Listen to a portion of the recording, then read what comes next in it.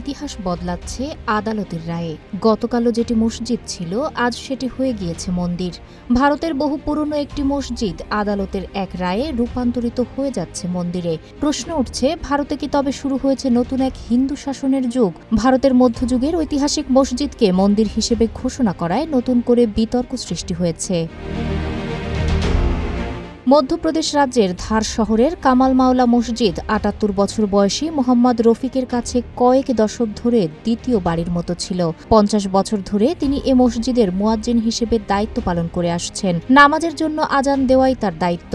এর আগে ১৯৪৭ সালে ব্রিটিশ ঔপনিবেশিক শাসন থেকে ভারতের স্বাধীনতা লাভের আগে রফিকের দাদা হাফিজ নাজির উদ্দিন এ মসজিদে ইমামতি করতেন। কিন্তু ভোজশালা কমপ্লেক্সের এ মসজিদ এখন রফিক ও অন্য মুসলিমদের জন্য নিষিদ্ধ হয়ে গেছে।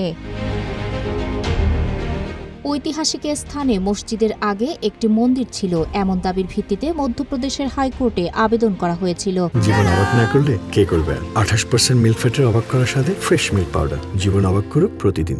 ২২ মে এক শুনানির পর হাইকোর্ট রায় দেন, মধ্যযুগে তৈরি এ কমপ্লেক্স ছিল প্রকৃতপক্ষে এক হিন্দু দেবীর উদ্দেশ্যে উৎসর্গ করা মন্দির, যার ফলে রাতারাতি মসজিদ থেকে হয়ে যায় মন্দির।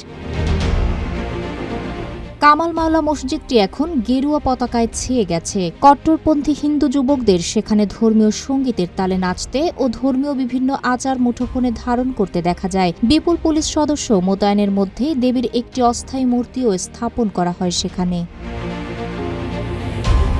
আদালতের রায়ে এ স্থানকে বাগদেবী বা জ্ঞান ও বাণীর দেবীর মন্দির ঘোষণা করা হয়েছে। ফলে হিন্দুরা সেখানে পূজার অধিকার পেলেন। আদালত মুসলিমদের আবেদন খারিজ করে দিলেও তাদের জন্য অন্য জায়গায় একটি মসজিদ নির্মাণের লক্ষ্যে বিকল্প জমির আবেদন করার সুযোগ রেখেছেন।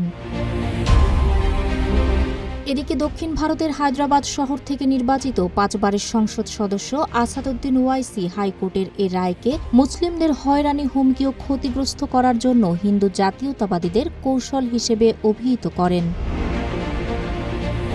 তাহেরা আক্তার, রূপালী বাংলাদেশ।